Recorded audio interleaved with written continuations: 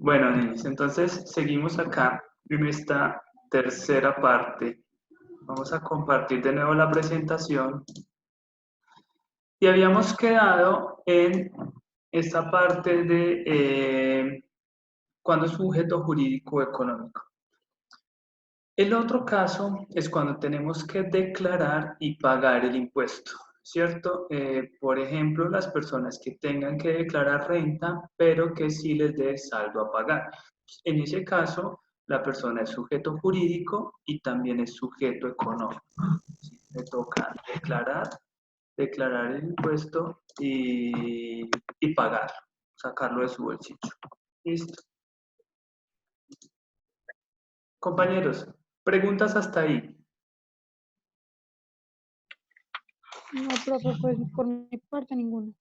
Ahí vamos bien, decían tres. Por el momento no, profe. Ya en el parcial hablamos. Muy bien, muy bien. ¿Cuál parcial? ¿Cuál parcial? Parcial en casa.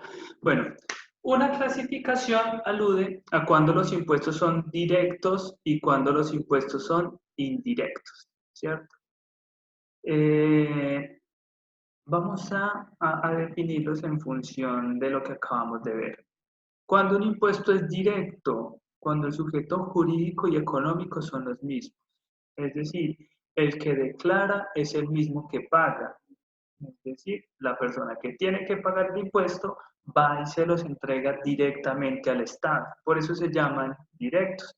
Ejemplo de impuesto directo es el impuesto de renta. Ejemplo de impuesto directo es el impuesto predial, ¿cierto? Que nosotros vamos y lo pagamos directamente, lo declaramos y lo pagamos en las alcaldías. Ejemplo de impuesto directo es el impuesto de industria y comercio. La persona sobre quien recae la responsabilidad va y lo declara y lo paga.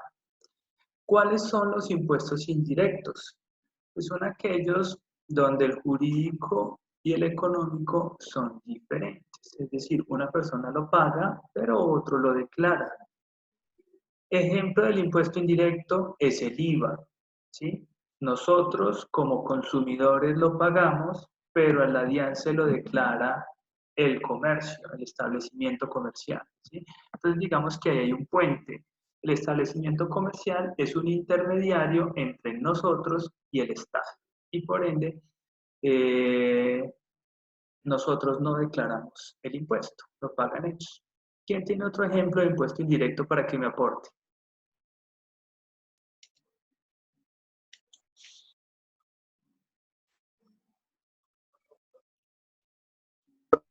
Hablamos de él ahorita. ¿Cuál será indirecto? El impuesto al consumo también sería indirecto. También es. El Pero impuesto. el otro impuesto directo es aquel que uno se vuelve comerciante independiente y tiene que ir a pagarlo.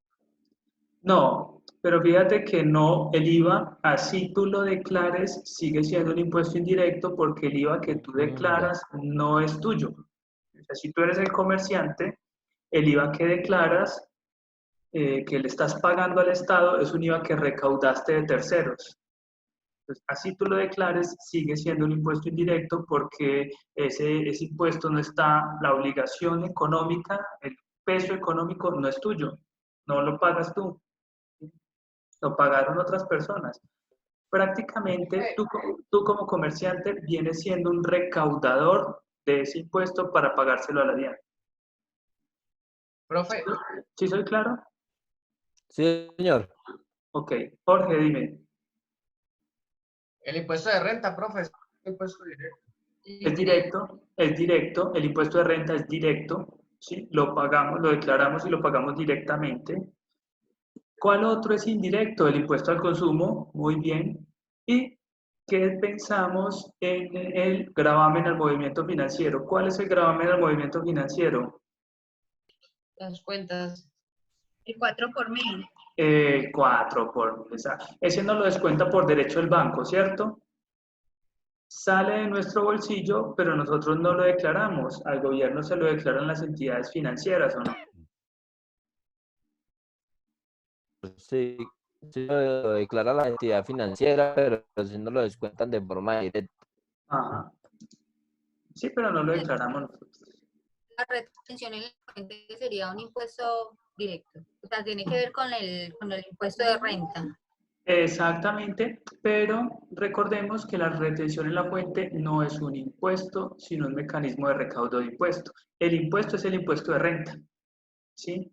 El impuesto de renta sí es impuesto y es un impuesto directo, y la retención en la fuente es una modalidad de recaudo anticipado de impuesto de renta. Entonces, en realidad, cuando nosotros nos hacen retención en la fuente, lo que nos están es cobrando por anticipado el impuesto de renta. Y de hecho, cuando presentamos la declaración de renta, nos podemos descontar esas retenciones que nos han practicado, porque ya las pagamos. Profe, qué pena. ¿Me puede repetir, por favor, lo del impuesto indirecto? Lo que significa, por favor. Ok, ese impuesto indirecto es aquel donde la persona jurídica es diferente a la persona económica, ¿sí? Es decir, una persona lo declara, pero el peso económico es de otra. Ejemplo, el IVA, ¿sí? ¿Quién le declara el IVA al Estado? Las empresas que venden los productos, ¿cierto? Los comercios. Pero ¿quién paga el IVA? El consumidor, ¿sí? Entonces, el IVA es tuyo, pero llega al Ajá. Estado por intermedio de otro declarante. Ah, sí, sí, profe, muchas gracias ya. Es que Con, no había alcanzado a copiar la definición. con muchísimo gusto, no hay problema. Gracias. Bueno, los impuestos pueden ser personales o reales. Si aplican a la persona, si depende de la persona o son para todos por igual. Por ejemplo, el IVA. El IVA es un impuesto real, porque no importa quién sea, hay que pagarlo, ¿sí? Es decir, eh, si llego yo a un establecimiento y compro un producto, me cobran el IVA por ese producto, pero si llega Ricky Martin a algún establecimiento y compra el mismo producto, le van a cobrar un IVA diferente porque es de Ricky Martin. Yo creería que no. Le van a cobrar lo No, mismo, ¿cierto? no el mismo, profe. El Es mismo. un Lo impuesto mismo. real, ¿cierto? En Sí, cambio, porque es para todos. los impuestos personales dependen de características de las personas. Digamos que no depende de la persona, pero sí De lo que venga, ¿qué, de lo profe? que devenga la persona. Entonces, por ejemplo, el impuesto de renta. Yo podría decir que mi impuesto de renta no es igual al de Julio Santo Domingo, por decir algo, ¿no? Pues el impuesto de renta sí depende de la persona, es un impuesto personal, no es real. ¿Listo? Otra clasificación que es muy similar es si son objetivos o subjetivos. Es muy similar a la que acabamos de ver. ¿Cuáles son los objetivos? Que son para todos por igual, como el IVA, y los subjetivos es que dependen de la persona, dependen del sujeto, ¿no? Como el impuesto de renta. Es otra forma de llamarlo.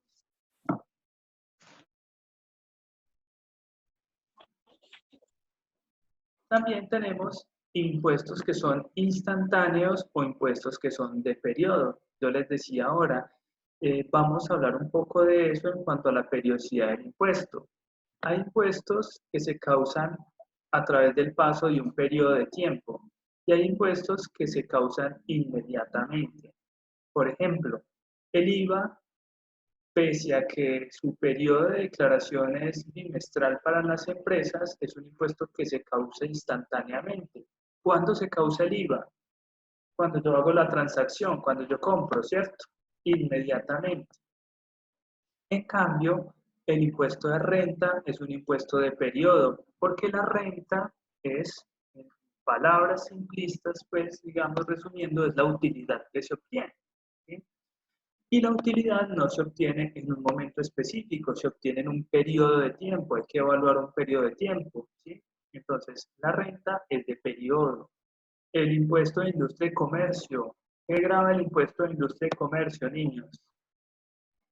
Los ingresos. Los ingresos, exactamente. Y los ingresos son de periodo, ¿cierto? O sea, ¿cuántos ingresos obtuvo entre tal día y tal día? Entonces, esos son impuestos de periodo. Es muy importante porque esto nos deja una diferencia en qué pensar, ¿no? No es lo mismo las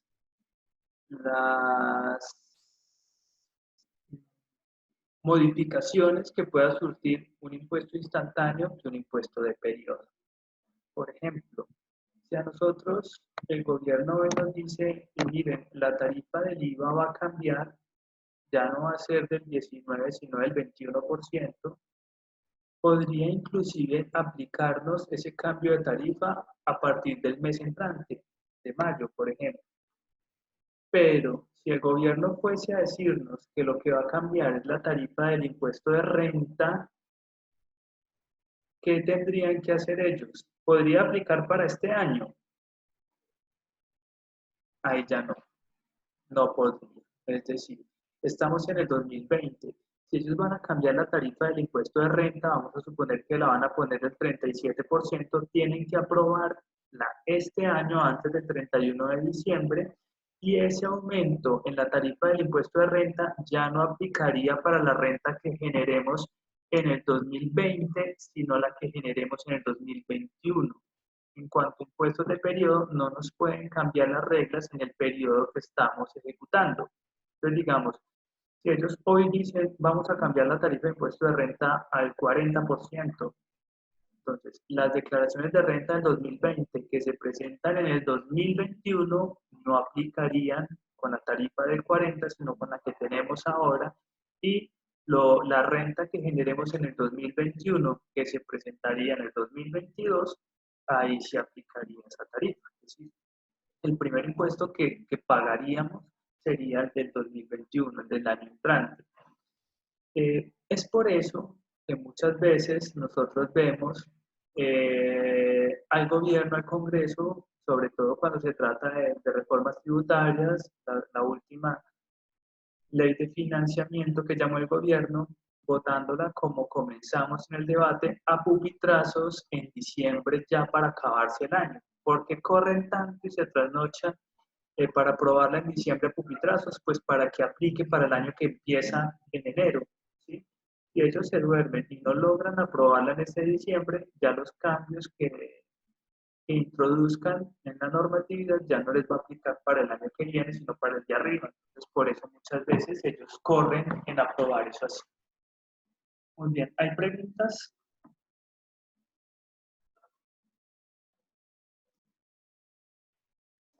No, señor, profe. Otra clasificación que se presenta es atendiendo a de quién son los recursos.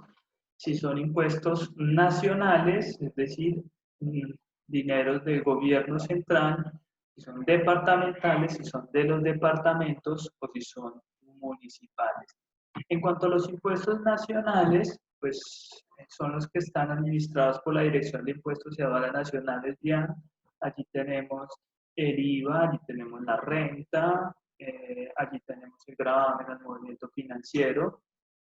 En los departamentales, son los departamentos, impuestos sobre vehículos automotores, al cigarrillo, al licor.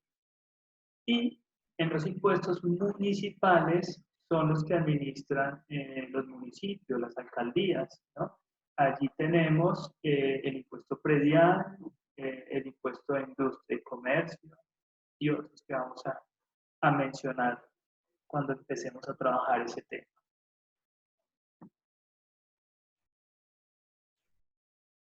No me resta más que darles infinitas gracias por tanta atención que me han puesto. No sé si tengan de pronto alguna duda, algo que quieran preguntar.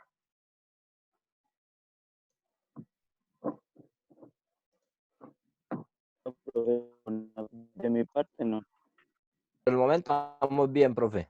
Cuando hagamos el examen es que le Por mi parte preguntamos por WhatsApp. tampoco. El parcial lo llamo y le pregunto. Recuerde que tiene bueno. Profe, en el parcial lo llamo y le pregunto, una inquietud. Ajá, muy bien. Bueno, compañeros, voy a mirar para que voy a compartir pantalla, miramos un poco el tema del módulo.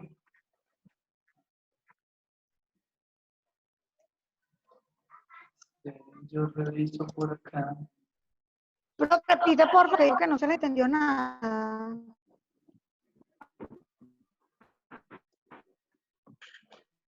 No, nada, que en el módulo me falta programar como